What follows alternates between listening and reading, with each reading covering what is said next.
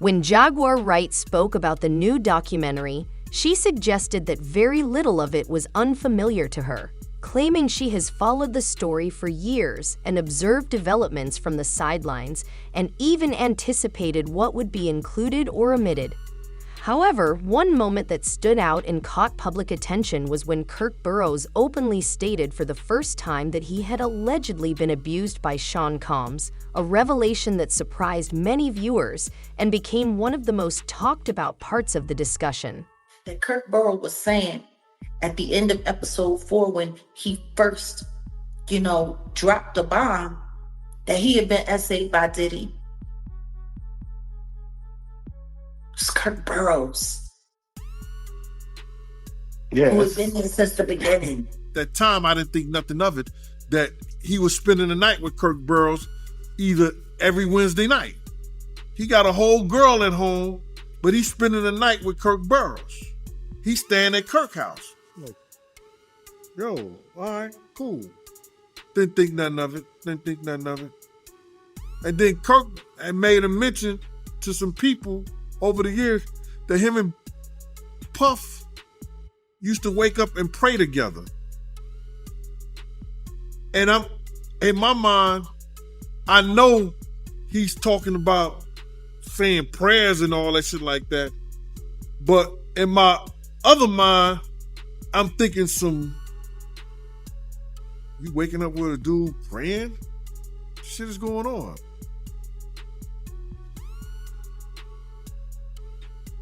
Then there was a situation that somebody said long time ago in the office.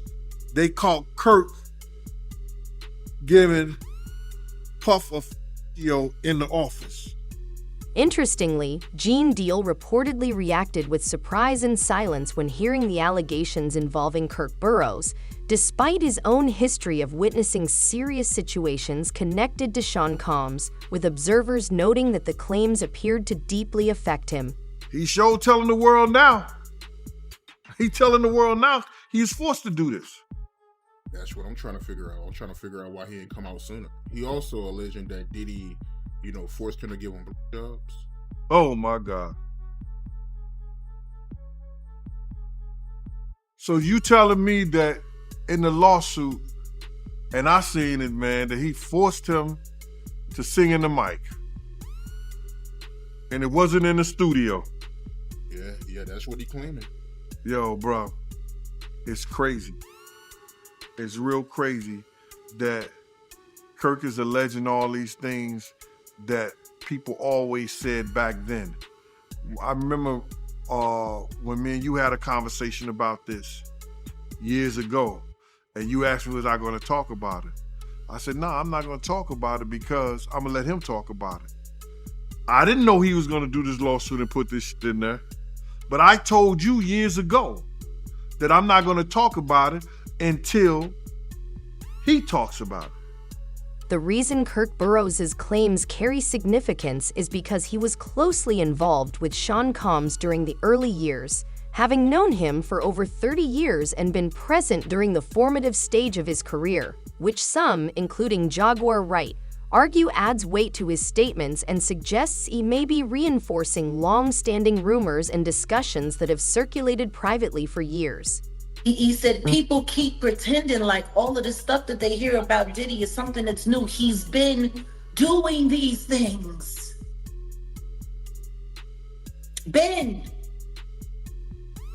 He's a witness to offenses that happened over 30 years ago.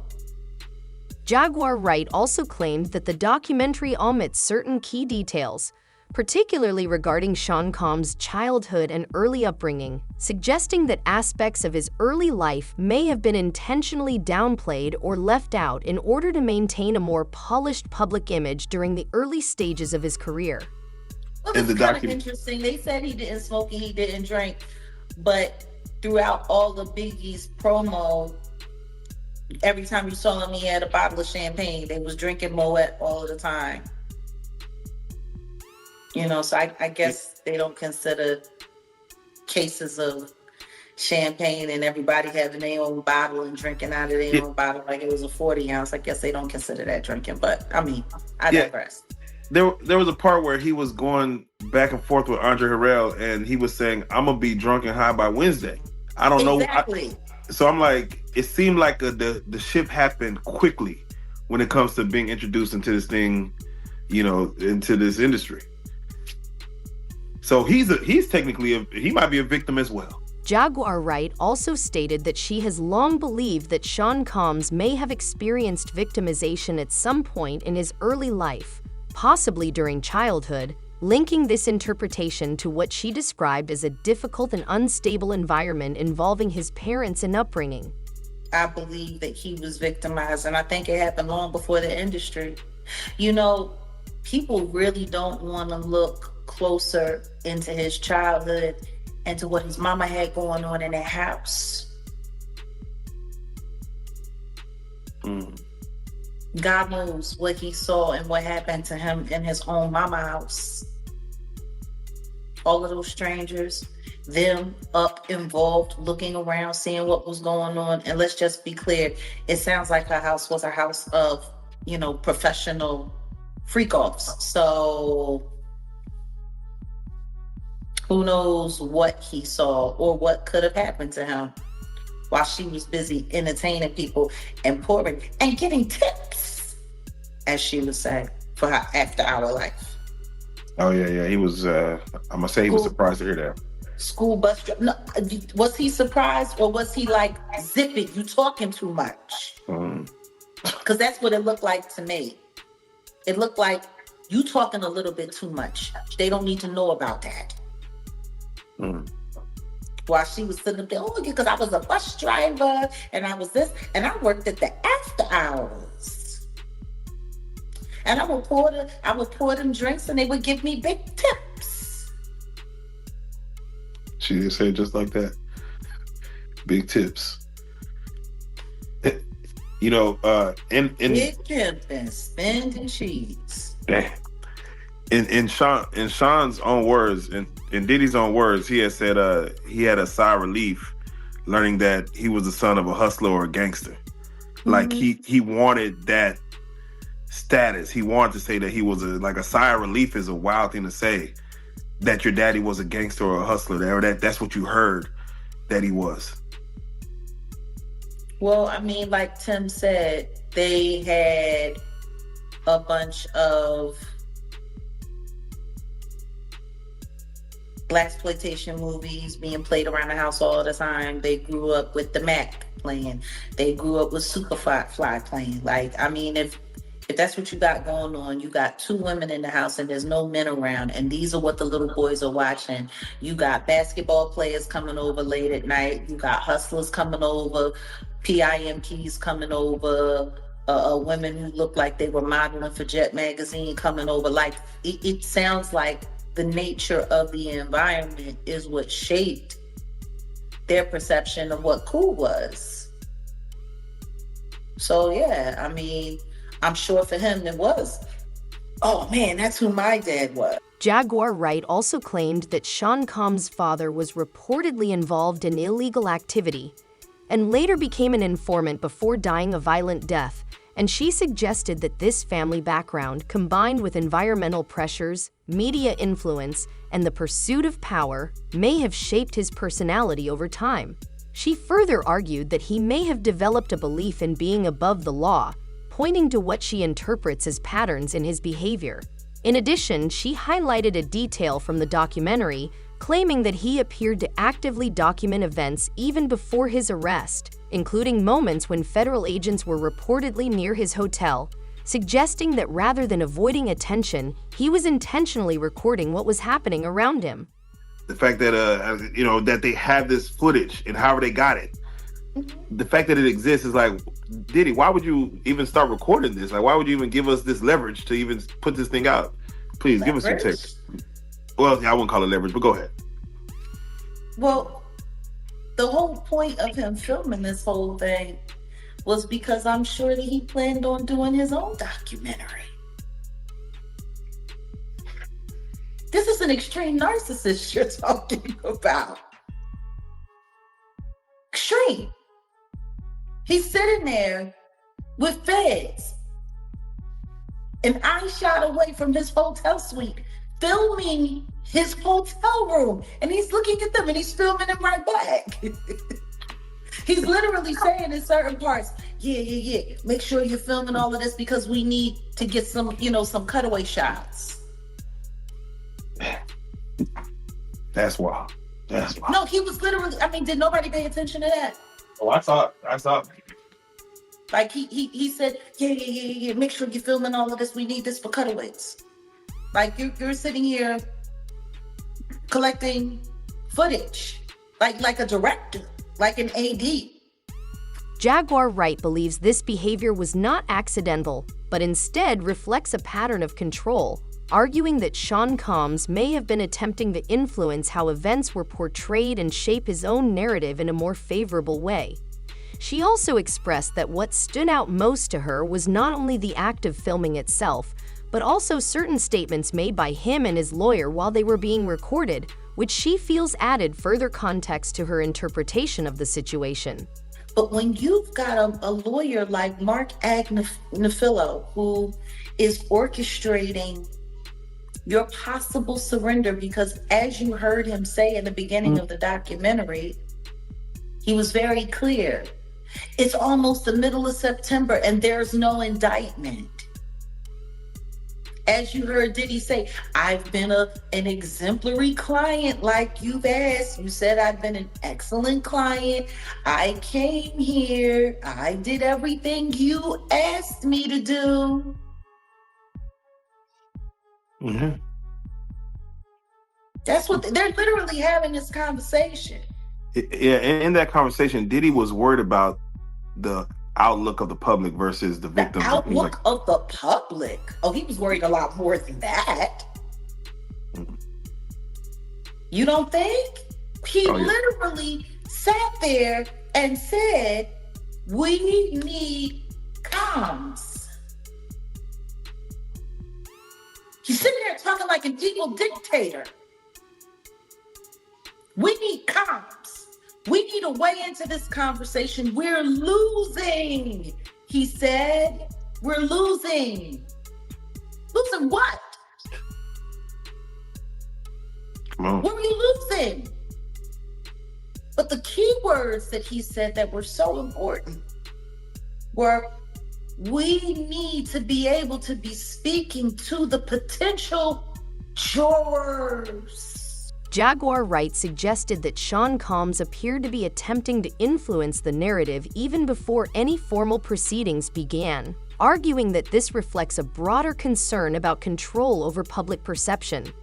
She described this as potentially problematic, questioning how fairness in the justice system can be maintained if individuals with significant wealth and influence are able to shape public opinion ahead of a trial. He said, you might only be the guy that watches CNN, but there's 9 billion people in the world, and 7 billion of them are on Instagram or TikTok.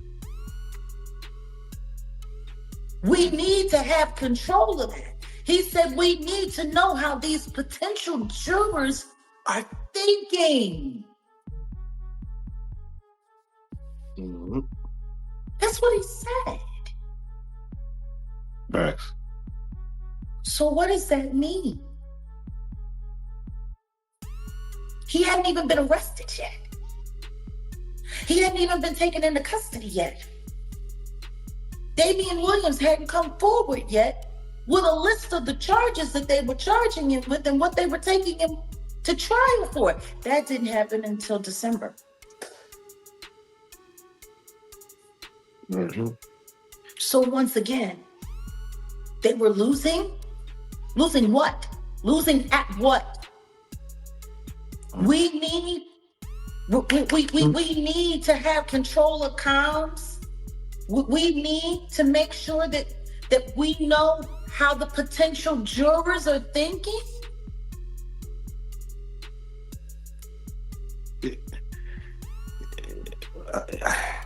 Very true. How does that not sound like anything other than what it is? They were looking to infect the jury pool as early as possible. They were hoping to infect the jury pool, to see a lawyer sitting on the phone, having a conversation with a man who was about to be charged with some of the most heinous acts known in recent history. Jaguar Wright also discussed how difficult it can be to speak out against powerful individuals, suggesting that reporting concerns is not always straightforward because authority figures or institutions may themselves be involved or unreliable, and that even strong legal cases can sometimes shift unexpectedly while influential people continue operating behind the scenes. She also drew a comparison between a reported 1991 incident involving Sean Combs at a college basketball event and the Astroworld tragedy, using it to caution people about those who avoid accountability. Additionally, Gene Deal has previously spoken about the same incident, describing it as serious and criticizing the lack of concern shown for those affected. I did a walk around, so I walked around the top of the floor, went down the steps and went in the gym, and then came across the gym, and I seen that you can go up the steps and be right there at the front door. So everybody was coming in. You seen Dougie Fresh, Red Alert, they was on the mic. People started coming in and everything. It was cool. And then when LL Cool J and Mike Tyson showed up, that shit must have went pandemonium. They must have broke through the first doors where the FOIs was and came to the door where we was inside at.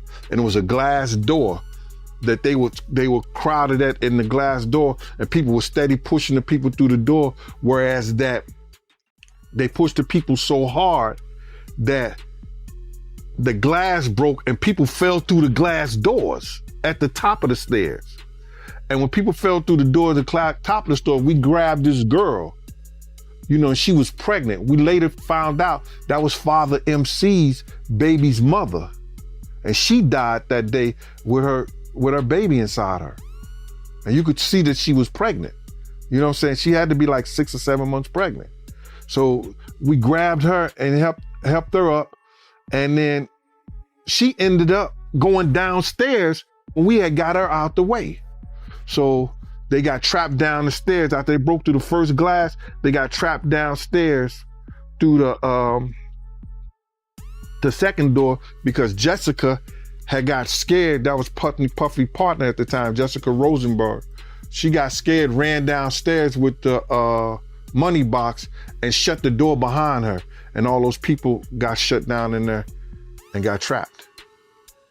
Right. 9 people died that day. 29 others were injured. And I guess Nice and Smooth's bodyguard was one of the people that got... My man, let me tell you something. That dude was about 6'4". He had a white t-shirt on, I think with khaki pants.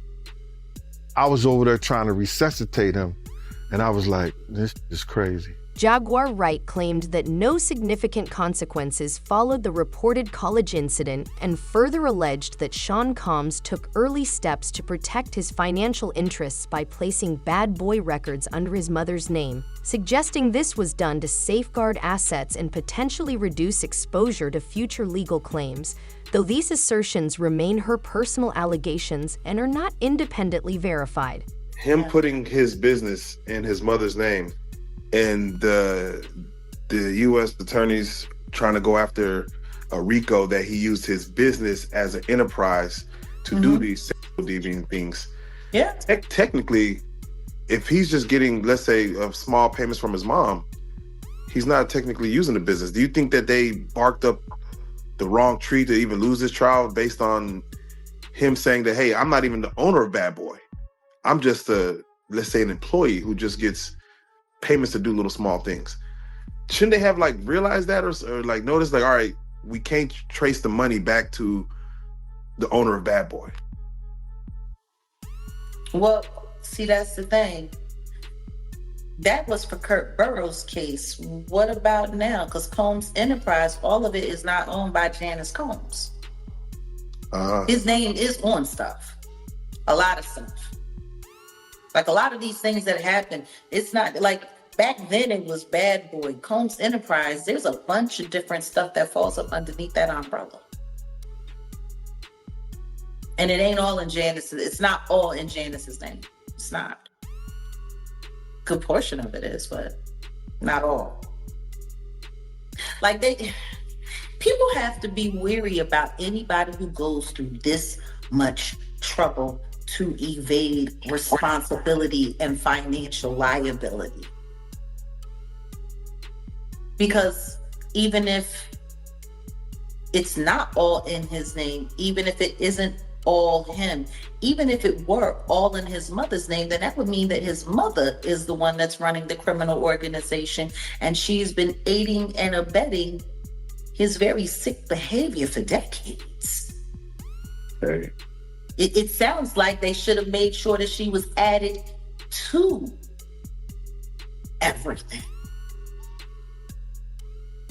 Hey. That's the case. Because if he's just an employee and he's just being paid for his services, then that means that all of this stuff was going on up underneath her nose, and there's no way she didn't know about it. She was involved and present for too much of it.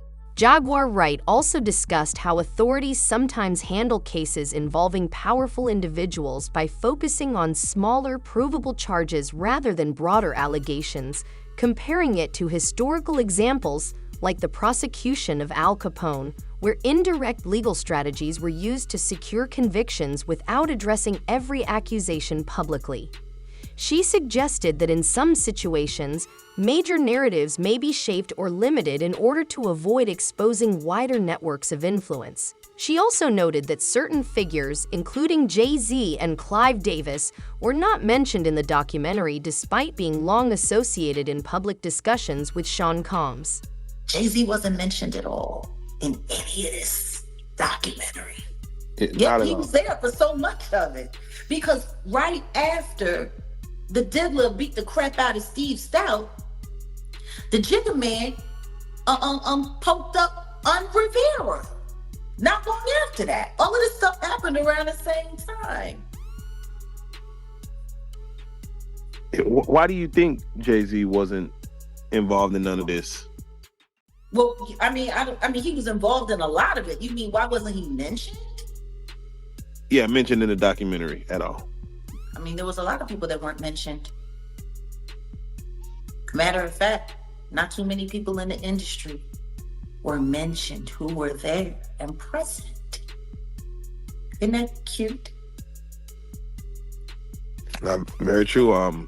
They found a way to tell that story while they kept everybody else clean. Jaguar Wright also argued that the documentary did not fully examine major historical events, claiming it overlooked deeper context around the East Coast-West Coast hip-hop conflict, which she described as being driven more by personal rivalries than purely regional divisions.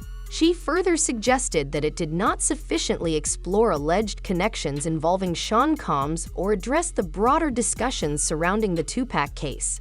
In related developments mentioned in public discourse, Keefe D has reportedly made public comments calling on Diddy and claiming past involvement or assistance, adding further attention to ongoing speculation around the case. Sean, you had an issue with the way Diddy was treating him, right?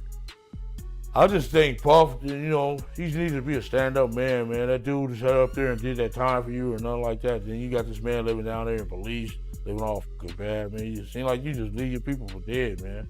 Shit wrong, dude. Gene Deal complaining about you. I'm complaining about you. You ain't. I heard one of my homies from 30s. I heard he get every quarter he get clothes, all this shit. Then you gave this other dude a brand new Benzo or Maybach, another piece of the record company. God damn, homie. I was on top of the world till I met your motherfucker ass, dude. Shit is wrong, dude. Come on, homie. I need something. Throw a dog a bone or something. Sit up there talking about you, daddy love. Show us some love. Man, you know what I'm saying? There's ways around that, homie. Throw my kids something. Throw somebody kids something. God damn.